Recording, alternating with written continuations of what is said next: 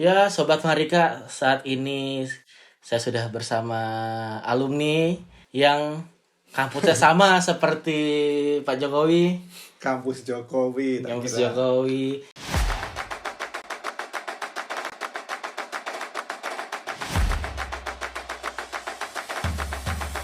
Pas reuni ketemu gak? Jarang ikut acara agama. Nah, ini Yang tua-tua biasanya yang ikut. gue udah bersama Bagus. Lo apa nih berarti foundernya Warung Sastra? Ya, bisa dibilang aku yang bikin Warung Sastra awal 2017 sebelum akhirnya 2018 dibantu Andre yang di depan sono tadi. Ya, ini Gitu ya. kita sama Bagus dari Warung Sastra, dosen juga Iya, di kampus Jokowi. gak usah diulang lagi. Ya, Kampus. saya dosen di sastra Prancis di kampusnya Jokowi. Saya lulus tahun Ijazahnya bisa ditunjukkan? 2017. Ijazahnya bisa ditunjukkan, mohon maaf. Saya lulus, terpercaya. Terpercaya. Ya. Soalnya ngajar juga ya. Iya. Jadi di sini kita bersama Bagus tadi founder Warung Sastra, juga dosen sastra dan ini penyembah Ichiro Oda. Oh iya, penyembah jamaah Goda sekarang ya. Oda dipanggilnya Goda sekarang banyak. Dari dulu sih sebetulnya. Ini menarik banget kenapa gue pengen ngajak Bagus karena Bagus ini di Warung Sastra itu sering kemarin baru ya mengadakan Going to Ohara yang Going Ohara. Going Ohara yang merupakan diskusi sebenarnya itu diskusi ini ya sosial apa ya lu membahasakan Going to Ohara tuh apa? Going Ohara. Oke. Jadi singkatnya ya, Going Ohara tuh sebetulnya forum diskusi One Piece gitu. Jadi kita bahas One Piece tapi dengan pendekatan-pendekatan boleh yang ilmiah, boleh yang populer gitu. Dan pendekatannya boleh beragam. Artinya nggak cuma ilmu sosial sebetulnya, Ci. Tapi bisa juga dengan pendekatan, misalnya kemarin ya, ada yang dari pendekatan radiologi, kedokteran. Radiologi. Bener, ada yang pernah pendekatannya dari geografi, terus ada yang sastra dan lain-lain. Jadi bebas sebetulnya pendekatannya apa. Dan forum itu terbuka, dalam artian orang yang pingin jadi pembicara tuh mereka bisa ngirim abstrak kayak simposium seminar internasional gratis gitu kalau di kampus-kampus. Mereka ngajuin abstrak 300-an kata, terus selama seminggu atau 2 minggu waktu itu ada sekitar berapa ya, 65 abstrak kalau nggak salah. Dan kami dari panitia memilih 4 abstrak terbaik buat dipresentasiin waktu di Going Ohara kemarin. Dan sangat beragam. Ada yang pakai sastra, terus pakai pendekatan radiologi tadi, terus ada filsafat ketuhanan. Dan satu lagi apa ya? Filsafat ketuhanan dari One Piece. Ya, yang satu lagi pakai pendekatan politik. Pembicaranya insinyur, Pak. Insinyur kelistrikan. Bahas One Piece. Bahas One Piece. Luar Bahas biasa One sekali, Piece. luar biasa ya. Gitulah ya, kurang lebih dari latar belakang yang sangat beragam. Ada dosen, ada mahasiswa S2, kemudian insinyur, yang dulu PNS juga, ya, orang world government jadi pembicara ngomongin One Piece. gitu. Itu juga ada. Jadi ya beragam. Kurang lebih gitu sih, Ji. Iya, kalau itu tadi Going Ohara, ini kita Going Impelden ya. Going Going Impelden. Karena ini tadi kan kenapa kita bahas One Piece, karena ini kan jadi salah satu hal yang sedang ramai diperbincangkan ya, bagaimana kemudian banyak kemudian dari masyarakat yang menggunakan bendera One Piece dan kemudian menginterpretasikannya sebagai sebuah tindakan balasan gitu. Karena kalau teman-teman ingat, itu Prabowo bilang tanggal 17 itu ayo kita ramaikan pasang bendera merah putih. Terus kemudian orang-orang teman-teman yang kemudian memprotes terkait dengan keadaan saat ini bilang bahwa pasang aja bendera One Piece gitu. sebagai bentuk candaan yang kemudian ternyata diseriusi. Karena ada, kalau teman-teman lihat di beberapa berita 2 minggu 3 minggu belakangan ya, baik dari pihak legislatif dan juga eksekutif itu ada yang kemudian memberikan respon yang cukup reaksioner gitu, dengan menganggap bahwa pengibaran bendera One Piece, kita bilang sebenarnya Jolly Roger ya. Jolly Roger.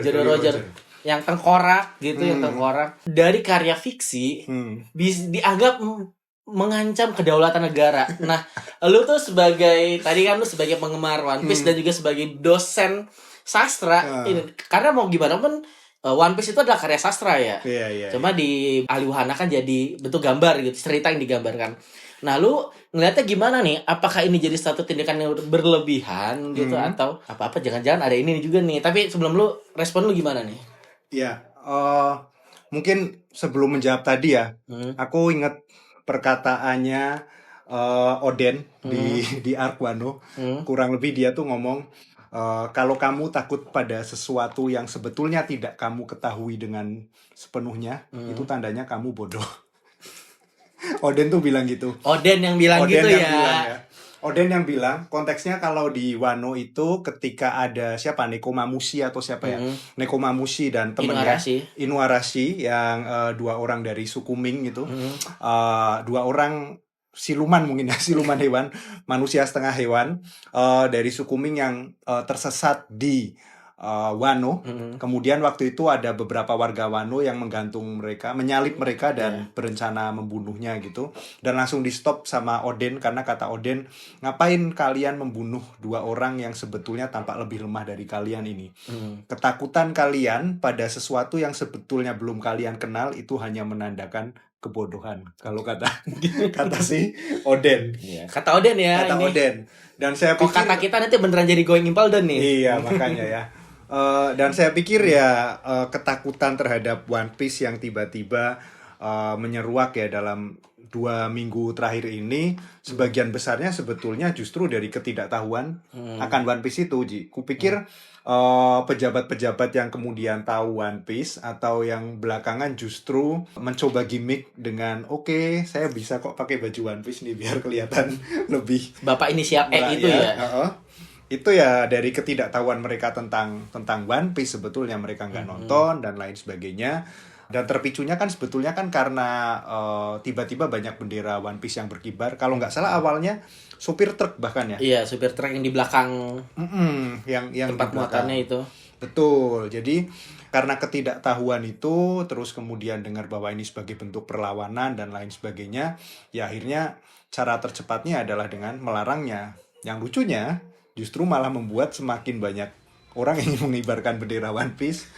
Justru malah jadi validasi ya, validasi. Betul. Ini kalau sampai benar-benar ditindak berarti emang bener gak beres nih. Nah gitu.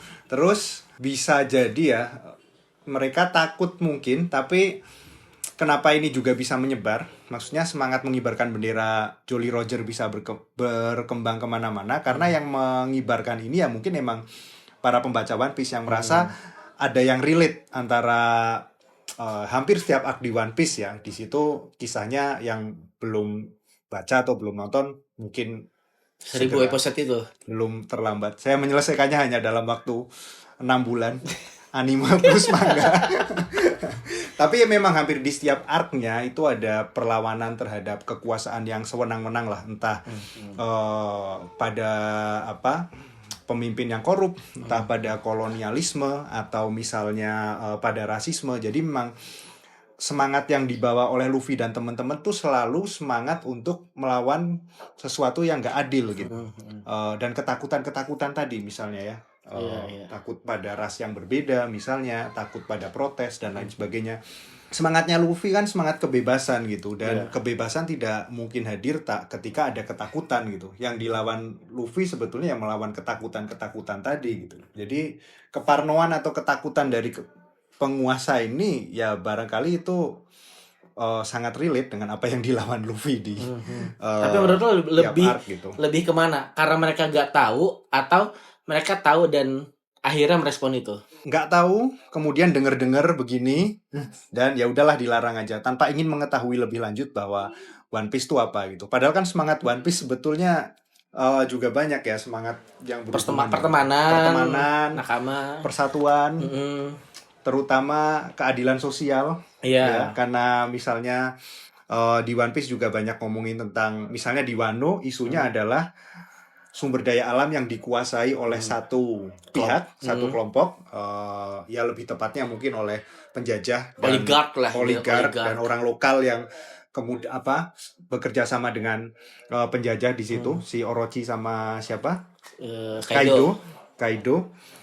Yang ingin dilakukan Luffy dan orang-orang Wano di situ yang ingin melawan mereka kan sebetulnya supaya sumber daya alam yang ada di situ kan bisa dibagikan secara merata. Keadilan sosial enggak? Iya, bagi betul. seluruh rakyat Wano. Bagi Jadi seluruh rakyat Wano. One Piece itu sesuai Pancasila dengan banget nilai ya. Pancasila. Ini Bisa kita dibilang jaga-jaga gitu. biar gak going to empal beneran ya. Hmm. Dan juga mungkin sekarang kalau gue mempunyai bayangan bahwa setelah Rama ini mungkin para staf ahli dari beberapa pejabat itu dikasih PR-nya tuh suruh baca One Piece nih, jangan-jangan nih. Betul Pak, seperti saya bilang tadi ada nilai-nilai Pancasila dalam One Pancasila. Piece. Keadilan sosial tadi mungkin ya. Kalau misalkan tadi kan ada dua kemungkinan antara mereka takut karena mereka nggak tahu atau juga mereka takut karena mereka tahu. Nah, ini kan berarti kan kalau gue bisa membahasakannya adalah ketakutannya adalah bagaimana kemudian ketika fiksi itu mempengaruhi realita atau bahkan mendahului. Iya. Di One Piece sendiri pun kita belum masuk arc di mana world government itu melarang pengibaran Jolly Roger. Ini di realitanya malah udah duluan nih. Tapi lebih parno ya. Lebih parno ya daripada Gorosei itu sendiri. Nah, lu kan sebagai dosen sejarah pasti dosen sastra. Oh iya, dosen sastra. Tapi mungkin ada apa saling silang yang sejarah ya. Di dalam sejarah itu terkait dengan kesusastraan, pernah gak sih kemudian sebuah karya sastra itu, karya sastra yang kita pahami adalah karya fiksi ya, fiksi, imajiner, yang kemudian itu bisa mempengaruhi realita, misalkan di negara mana tahun sekian gitu. Oke. Karena kebetulan mungkin kajianku sastra berbahasa Prancis tapi dari Afrika ya, Ci ya. Mungkin aku akan memberikan satu contoh itu gitu. Bahwa misalnya sekitar tahun 80-an di Kongo itu ada penulis namanya Emmanuel Bonzeki Dongala gitu. Dia menulis cerpen yang sebetulnya cerpennya sangat lucu, gayanya itu gaya satir dan penuh olok-olok gitu ya. Dan yang selalu dia tertawakan di situ adalah semacam pemerintah yang sebetulnya tidak merujuk langsung ke pemerintah Kongo sebetulnya, tapi imajiner lah ya. Imajiner. Tapi di situ memang sangat diolok-olok dan saat itu kebetulan pemerintahnya adalah semacam partai komunis gitu, partai komunis tunggal yang sangat otoriter, yang presidennya itu masih jadi presiden sampai hari ini 40 tahun lebih kayaknya kalau di total ya, Denis Sassou Nguesso. Dan pembaca merasa itu novel itu cerpen yang sangat lucu. Judul cerpennya itu kumpulan cerpennya Jas dan Tuak Nira. Ya, jadi judulnya aja udah unik ya, Jas dan Tuak Nira. Ceritanya adalah cerita yang penuh humor gitu.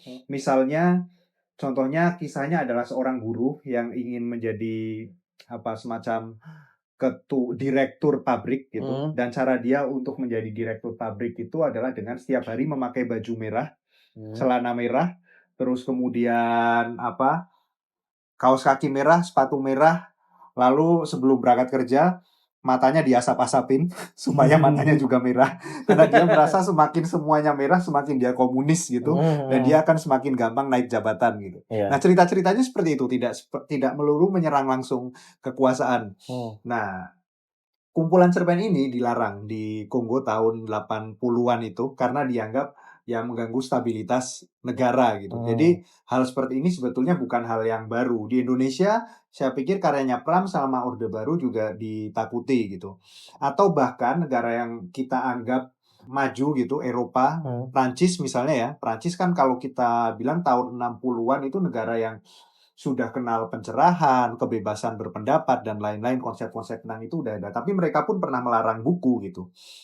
Kalau Oji pernah dengar mungkin bukunya Frantz Fanon, The Bridge of the Earth, atau Les Dons de la Terre, kalau judul bahasa Prancisnya, itu buku yang pernah dilarang sama pemerintah Prancis, pemerintah kolonial Prancis tahun 60-an, karena dianggap buku itu tuh, kalau versi pemerintah Prancisnya ya, kayak mengajarkan orang-orang terjajah buat melawan dengan kekerasan. Padahal sebetulnya yang dibahas Fanon di situ, dia menjelaskan kenapa di tanah jajahan itu kekerasan pasti terjadi. Karena ya orang-orang terjajah misalnya sejak kecil mereka belajar bahasa kekerasan dari tuan kolonialnya gitu. Setiap ada kesalahan kecil dihukum, segalanya dibatasi. Mereka boleh keluar rumah jam sekian sampai sekian, jam kerja harus jam sekian sampai sekian. Kalau semua tidak dilakukan akan dihajar, dibunuh, dan lain sebagainya.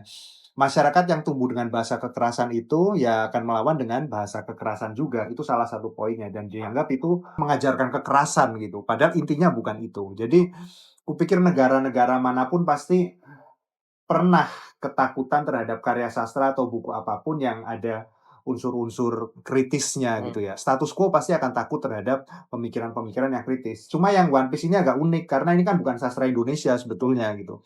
Dari Ya kan? seberang lautan sana Dari seberang malahan. lautan sana gitu. Yang Dengan ironis, latar budayanya beda. Ya. persis. Meskipun konteksnya banyak yang mirip Ya udah. tentang perlawanan terhadap kekuasaan tadi. Yang kemudian perlu kita pertanyakan adalah saat sekarang dunia mulai memikirkan One Piece sebagai sastra kanon dunia gitu ya. Kemarin salah satu pembicaranya, Mas Tan itu membicarakan itu. Mungkin nggak sih One Piece jadi sastra kanon Jepang atau bahkan sastra kanon dunia gitu. Artinya karya sastra yang penting dan bahkan diajarkan di pendidikan gitu. Iya, Diajarkan iya. di sekolah-sekolah apa sih nilai-nilai dari One Piece, keadilan sosial bagi seluruh rakyat Wano misalnya ya. Apapun lah adalah ya, Kemanusiaan yang persatuan, adil dan beradab. kemanusiaan yang adil dan Maupun itu beradab. manusia ikan, Betul, raksasa gitu. harus dimanusiakan dan lain Nah, sebagainya.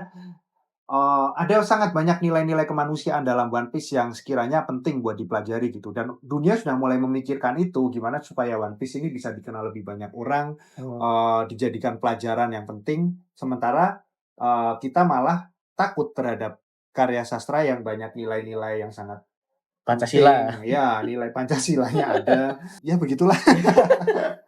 Iya, karena menarik banget kayak lu bilang tadi gimana karya tadi cerpen-cerpen di Kongo tahun 80-an yang kemudian akhirnya dilarang, terus kemudian juga bagaimana di Prancis itu tadi siapa tadi judul apa tuh kalau Yang apa? yang dilarang Prancis. karena mengajarkan kekerasan. Dianggap mengajarkan kekerasan ya. Hmm. Padahal itu membahas bagaimana kekerasan bisa terjadi di tanah kolonial. Itu Les Dons de la Terre atau bahasa Inggrisnya The Rich of the Earth, karya The Rich Frans of the Fanon. Earth. Frans Fanon. Kalau teman-teman belajar teori pasca kolonial biasanya pernah dengar nama Fanon gitu. Ya, jadi ini tuh kayak apa namanya ya, ketika tapi dari bahasa ini tuh menurut tuh masih tetap ya ini orang nggak tahu akhirnya dia apa politikus-politikus ini nggak tahu dan akhirnya dia memilih untuk udah ngarang aja deh gitu. Iya, cara cepatnya gitu kan. Apa-apa yang tidak dipahami, ya tadi itu, apa yang tidak, kalau orang tidak mau memahami, dia pasti akan ketakutan. Meskipun ketakutannya berasal dari, ya tadi yang dibilang sama si Oden. Oden tadi gitu. Kalau saja misalnya ya, dengan adanya isu One Piece yang semakin kuat ini, diskusi-diskusi tentang One Piece justru diberi ruang, saya pikir malah akan jadi diskusi yang menarik, diskusi kritis untuk banyak hal gitu. Sekarang arc apa sih yang menurutmu nggak kontekstual dengan Indonesia? Pasti kontekstual semua kan? Iya. Gimana oligarki itu ada Arabasta, ada Wano. Iya. Kemudian ini juga Pak segregasi misalnya rasial itu yang pas di Skypia. Yang gimana ras Jaya sama ras apa sih namanya manusia itu apa sih yang ada sayapnya tuh? Iya. Manusia ini. Itu kan juga ada masalah-masalah ras gitu karena ketidaktahuan akhirnya membuat kita bermusuhan. Sebenarnya tuh banyak hal yang bisa kita atau manusia ikan gitu rasial juga. Gimana kemudian manusia ikan itu dianggap sebagai warga kelas 2 yang bisa diperbudak gitu. Betul. Jadi sebenarnya nih One Piece banyak value-value-nya ya.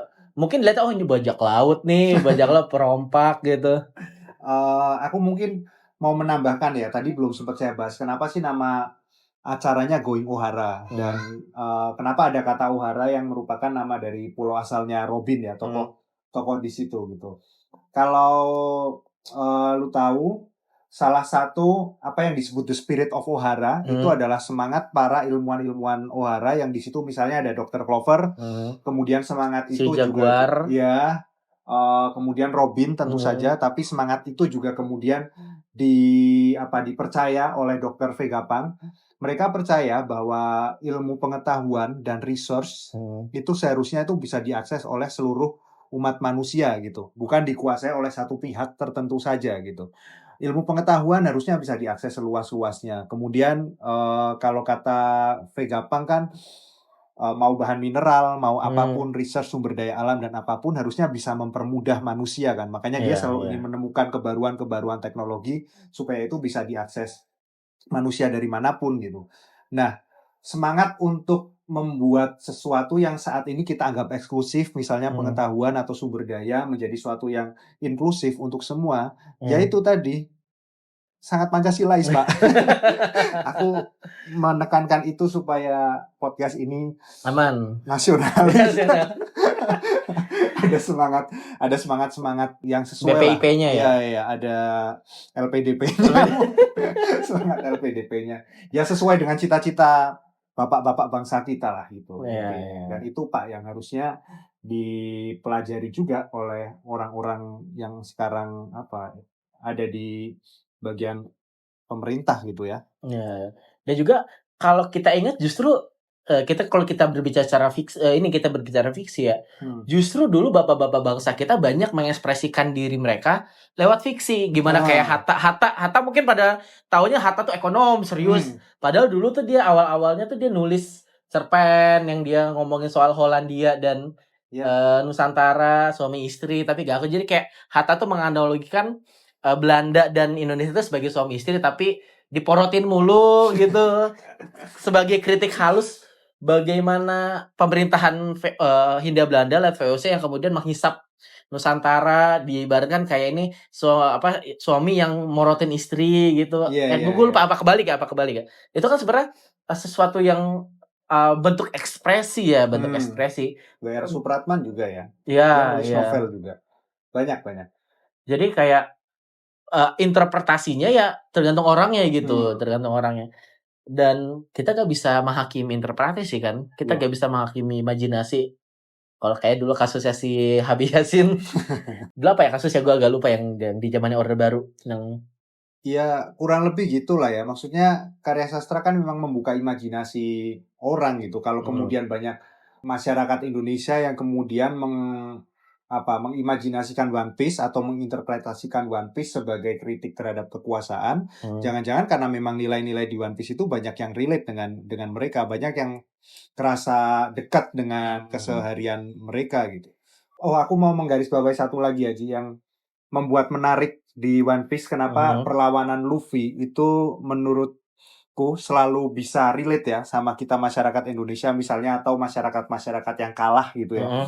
Itu karena di One Piece Luffy dan kawan-kawan itu tidak pernah jadi pahlawan tunggal. Dalam artian dia bukan juru selamat gitu. Tapi setiap perlawanan yang dilakukan Luffy itu selalu berawal dari ada orang-orang lokal yang sebelumnya udah pingin melakukan perubahan gitu. Dan kemudian kalah. Dan awalnya mungkin kalah atau belum bisa berhasil gitu, tapi mereka sudah punya kemauan untuk melepaskan diri dari kekuasaan yang mencekram tadi. Kita lihat di Alabasta Vivi ada sampai Vivi dan Vivi sampai kawan-kawan. ganti nama dia jadi Mister berapa gitu. Betul. Terus di Wano ada samurai yang ya, 7 samurai yang sudah berapa tahun melakukan perlawanan. Mereka bersedia untuk pergi dulu dari Wano mencari orang-orang yang bisa membantu mereka.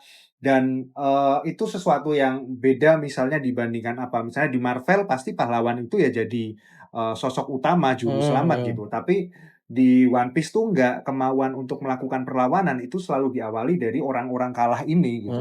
Apalagi di Dressrosa ya, misalnya masyarakat Dressrosa juga, suku Totori ya, yang kecil itu Kurcaci, mereka ingin melawan juga dan sudah merencanakan itu. Tidak pernah kru Mugiwara ini jadi orang yang memang ingin melakukan perubahan atas diri mereka sendiri demi orang-orang di pulau-pulau yang ada di mereka singgahi gitu. Singgahi. Selalu ada orang lokalnya, iya nggak? Dan itu kupikir salah satu poin penting dari One Piece dan kenapa orang-orang bisa merasa dekat, yaitu mereka sebetulnya nggak hanya relate dengan Mugiwara, tapi relate juga dengan tokoh-tokoh dari pulau-pulau yang didatangi Luffy ini yang merasakan penderitaan sekian tahun gitu kan. Kupikir orang Indonesia sebetulnya relate-nya ya dengan orang-orang yang menderita, yang kemudian sama Eiichiro Oda ini diberi ruang tentang perlawanan-perlawanan mereka, bahwa samurai-samurai itu mencoba melawan Kaido meskipun pada akhirnya tumbang. Itu menurutku ya sangat heroik dan mewakili kita orang-orang kecil yang selalu ingin melawan meskipun pada akhirnya ya kalah gitu. Kayak kita berusaha mengibarkan bendera One Piece tapi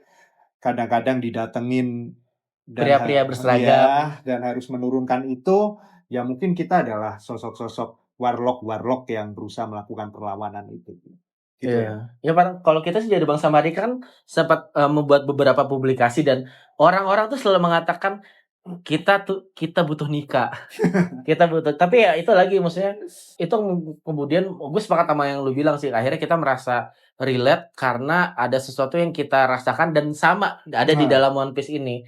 Tapi yang perlu digarisbawahi adalah perlawanan dari warga-warga lagi, masyarakat di daerah-daerah Wambes adalah karena adanya ketidakadilan, dan mungkin itu yang membuat orang-orang relate karena mereka merasakan ada yang ketidakadilan ada di Iya. kehidupan mereka. Ya, pasti. Baik dari mulai, kalau kan tadi kan kayak misalnya tadi kita bahas di Wano itu ada soal ekstraksi mineral yang kemudian apa sih namanya, warganya cuma, daerahnya kaya tapi warganya cuma dapat ikan yang udah beracun Iya. gitu, atau orang-orang kelaparan dikasih makan tapi makanan sesuatu yang beracun buat mereka. Di Alabasta ada monopoli air.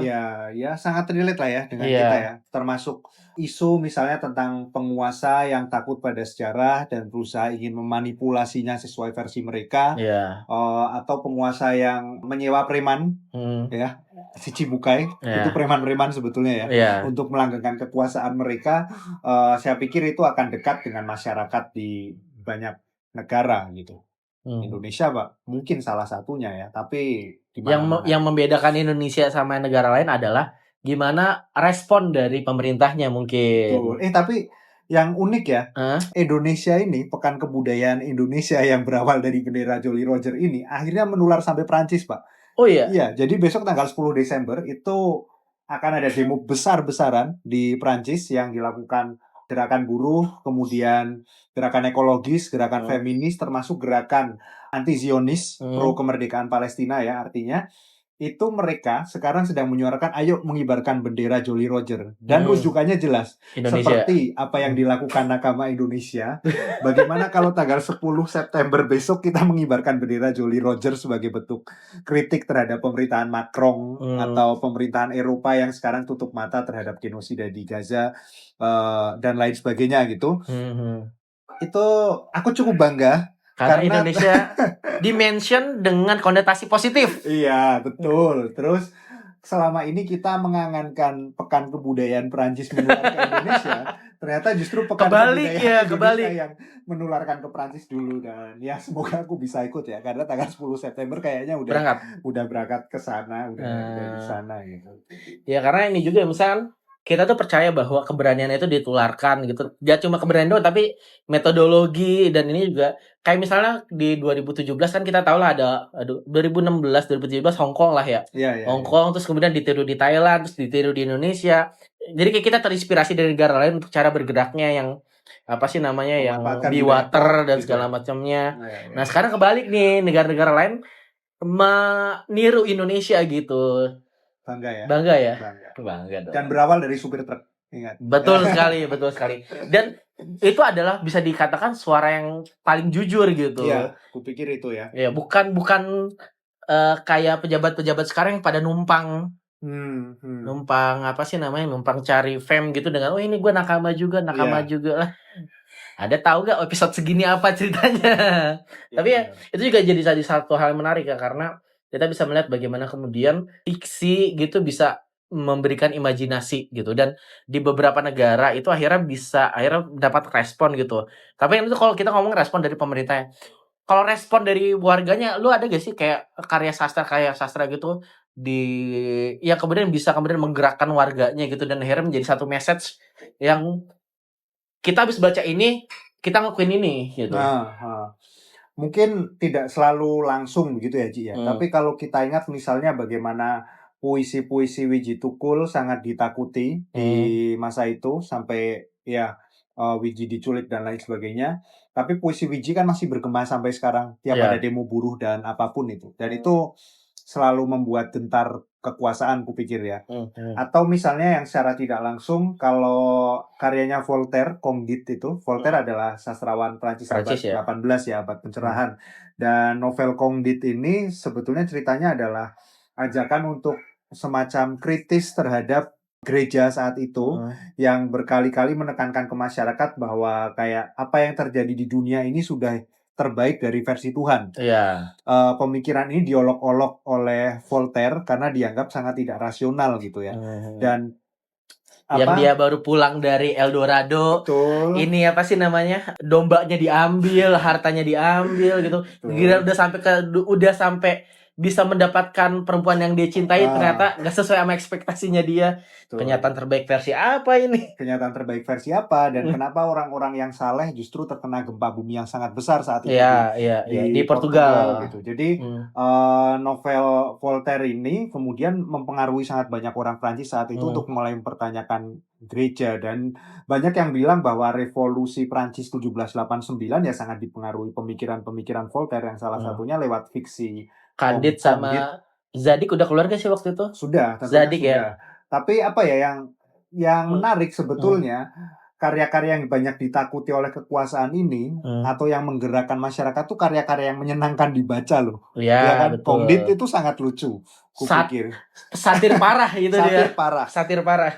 Jazz dan Tua Nira yang kubaca tadi mungkin itu salah satu pungcer paling lucu yang pernah kubaca. Dan One Piece kurang lucu apalagi. Hampir di setiap arc itu ada yang bikin kita ketawa gitu ya, dari apalah Luffy nyanyi aja lucu misalnya. Tiba-tiba lawan Kaido jadi Tom and Jerry. Iya, dan lain sebagainya. Karya-karya yang menyenangkan sekali tapi justru ditakuti gitu. Jadi ya gitu, kekuatan fiksi adalah menyenangkan tapi juga bisa bikin takut orang-orang. Kenapa ada yang senang, ada yang takut, itu tergantung ya bagaimana keberpihakan orang-orang itu mungkin ya. Iya.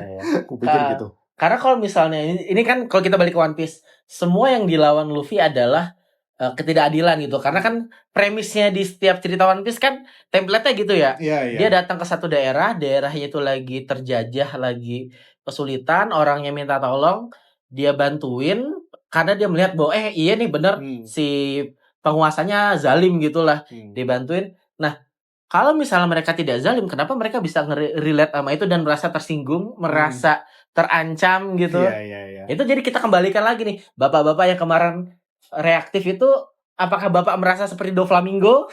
Apakah bapak merasa seperti krokodil gitu? Atau kalau di arc-nya Crocodile itu, apakah bapak itu lebih seperti krokodil atau seperti Raja Kobra?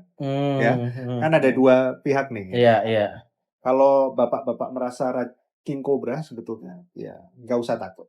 Orang yang tersandera lah ya. Iya, orang yang tersandera. Yang punya niat baik untuk bangsa dan negara. Di Arabasta. Jadi gak usah takut ya. Iya, nggak usah takut. Karena ya balik lagi sih, message clear yang kalau gue sebagai pembaca menangkap bahwa One Piece ini adalah gimana perjalanan orang untuk mencari kebahagiaan gitu. Ya, kebahagiaan, kebebasan tadi itu. Kebahagiaan, kebebasan, dan apa ya? Dunia yang tanpa rasa takut yang menghantui. Gitu ya. Kamu ingat gak perkataan salah satu tokoh, aku lupa namanya ya, tapi di Skype ya, ada kakek-kakek tua yang naik kuda. Siapa namanya ya? Lupa. Pokoknya itu ya. Dia Zandia apa seharusnya? Kalau Zandia ini sih orang Jaya. Terus ya, kurang lebih dia ngomongin tentang apa yang terjadi di Skype ya, yang semuanya menyembah Enel gitu. Ada perkataan dia yang mengkritik mungkin fanatisme agama ya, atau bukan fanatisme agama aja, tapi bagaimana kekuasaan bekerja. Dia kurang lebih ngomong kalau ingin membuat masyarakat tunduk pada kekuasaan, buatlah mereka selalu merasa takut untuk melakukan sesuatu gitu. Dan itu kan yang dilakukan oleh Enel sebetulnya kan. Masyarakat di Skype ya yang protes sambar petir, mau melangkah ke kanan atau ke kiri. Kalau ke kiri ternyata salah, sambar petir dan lain sebagainya. Ada usaha dari kekuasaan itu untuk selalu menanamkan rasa takut. Ya akhirnya masyarakat tunduk dan bodoh. Tapi apakah mereka bahagia? Kan enggak kan di Skype ya gitu. Jadi itu juga hal yang menarik menurutku. Iya, atau kayak kalau di Aquano tuh ada satu desa miskin yang selalu terlihat bahagia, tapi mereka kemudian mati dalam kebahagiaan itu karena mereka bahagia, tertawa bukan karena keinginan mereka, tapi tertawa karena keracunan gitu. Karena keracunan. Tapi orang-orang melihat ini warganya bahagia sekali gitu. Kalau kita kan terlihat bahagia walaupun sebenarnya nerimoing Karena kita lagi di Jogja ya. Karena di Jogja ya. Karena di Jogja ya. Kearifan lokal katanya ini. Tapi tadi poin lu bagaimana kemudian ketakutan itu coba ditanamkan gitu karena bahkan lewat apa namanya pemerintah yang zalim ini di One Piece ya. Di One Piece. Kalau di sini mungkin beda gitu. Ya. Mungkin ya. Akhirnya adalah ketakutan-ketakutan yang ditanamkan sehingga orang itu dari dalam diri dia, dari dalam pemikiran dia sudah menyensor. Iya. Sudah menyensor gitu karena ada ketakutan yang ditanamkan sehingga dia ini gue kalau ngomong gini gue aman gak ya? Gue kalau ngomong ini aman. Padahal sebetulnya itulah hal yang tidak membuat bahagia itu hidup di dalam ketakutan. Ya, betul sekali. Dan apa yang kelamaan dipendem gitu, yang ketakutan di sini mungkin suatu saat bisa pecah juga ya, itu juga penting gitu. Jadi pentingnya kebebasan untuk berpendapat atau kebebasan mengekspresikan sesuatu itu ya justru membuat negara baik-baik saja harusnya gitu. Iya. Tidak ada apa ya? Hal yang dilakukan adalah menyelesaikan masalah, bukan kemudian membuat masalah itu tidak ada. Yeah. Kalau itu kita bicara Dressrosa. Gimana orang-orang yang protes, yang melawan dirubah jadi boneka dan keberadaannya dilupakan. Ini kan sebenarnya kayak di zaman itu ya, di zaman itu di mana orang-orang yang protes, berisik lo mendingan kita culik aja gitu. Yeah. Mirip lah. Kemarin di Jakarta ada juga tuh yang diculik. Iya, saya dengar ya. Temanmu. Teman-teman Luffy lah ya. Teman-teman Luffy. Nakama. Iya, nakama. Tapi kalau ini kan tadi kita udah bahas berbagai macam hal ya, dan dari fiksi ini, dari One Piece ini, ada gak sih yang pengen lu sampaikan ke orang-orang gitu, Gus? Terkait dengan bagaimana keberanian itu, bagaimana kebahagiaan itu bisa dicapai dengan ketidakadanya ketakutan itu. Apa ya, pesan ke orang-orang, mungkin tiada kata terlambat menonton atau membaca One Piece gitu, karena membaca One Piece itu membuat kita ketularan semangatnya Luffy terutama ya. Semangat Pancasila itu. Semangat untuk apa ya? Kalau kata Luffy kan dia ingin membuat teman-temannya suatu saat bisa makan sepuasnya, ya. Menari sebebas-bebasnya, dan semua itu hanya bisa diraih dengan keberanian gitu loh. Keberanian, kemudian kemauan untuk ngelawan gitu ya. Dan kupikir semangat itu juga yang perlulah buat kita di tengah suasana ketika kita sering sekali dibikin merasa takut. Semangatnya Luffy, keberaniannya Luffy dan kawan-kawan Mugiwara ini jadi semacam sesuatu yang yang cerah buat kita gitu, yang menggetarkan di sini gitu. Dan ya getaran itu tuh getaran cinta. Api lah ya, aku mungkin menyebutnya kayak semangat Luffy, api yang ada di jiwanya Luffy itu perlu ada di diri kita semua supaya kita berani gitu. Ya. Hey, Anda mahasiswa-mahasiswanya bagus, dengar ini, baca One Piece. Oke. Mau protes atau enggak nanti itu belasan belakang, tapi baca One Piece dulu. Aku sering pakai One Piece buat PPT ku ngajar sebetulnya. Buat jelasin teori orientalisme, teori A, teori B, kolonialisme dan lain sebagainya. Aku sering menyisipkan itu sih, karena jadi lebih gampang gitu. Menjelaskannya gitu. Dengan budaya populer. Sastra Prancis dibandingin sama One Piece, kurang lebih gitulah. Teknis-teknis gitu. Siap kalau itu. Thank you banyak Gus buat diskusinya ini teman-teman yang suka buku nih bisa ke warung sastra. ada acara apa biasanya malam baca buku tuh? Ada malam buku, mungkin disingkat? Hampir mabuk. Malam buku ya. Mabuk yang aman ini ya. Mabuk malam buku, ada apa lagi? Bentar lagi ada mancing literasi. Ini warung sastra gila sih bikin workshop jadi bayar sekian nanti ada workshopnya, ada buku The Old Man Sea-nya Ernest. Ya, Ernest Hemingway. Ilmu memasang joran, ilmu membuat makan dari mie instan. Gila. Praktek langsung itu. Mancing langsung. Jadi selain sastra sudah dipertemukan dengan One Piece, kami mencoba mempertemukan sastra dengan kelompok pemancing. Mancing. Yeah. Mantap, mania mancing lah ya. Ya itu nanti nih warung sastra nih alamatnya di mana? Di Karangwaru, Yogyakarta. Cuma sekitar 1,5 kilo dari Tugu Yogyakarta. Jadi kalau teman-teman mau ke sini deket sama stasiun. Ini rekomendasi banget kalau mau nyari buku di sini. Ini belakang nih dari tadi ada buku nih perpustakaan. Kalau Ya, teman-teman yang pengen baca buku bisa di sini. Kalau mau diskusi juga di luar tuh ada tempat duduknya banyak, ada tempat ngopi-ngopinya. Jadi kalau misalkan kalian suka buku, suka diskusi, bisa datang ke Warung Sastra. Dan itu mungkin diskusi kita dengan Bagus dari Warung Sastra, dosen sastra dan juga penyembah Oda. Dan itu mungkin sekian untuk diskusi kita kali ini. Tadi gue bilang Going Impel Down, jangan sampai Going Impel Down beneran. Iya. Karena kita cuma kita bahas fiksi ya dari Bahas tadi ya. fiksi. Kita Bahas kohara aja lah ya. Kita kohara aja lah, jangan Going Impel Down lah. Tapi semoga jangan di Buster Call. Gitu. Enggak, kalau kita buzzer call. Buzzer call. Buzzer call. Oke. Oke, kalau gitu. Thank you semuanya dan sampai jumpa di Mahardika Talk selanjutnya.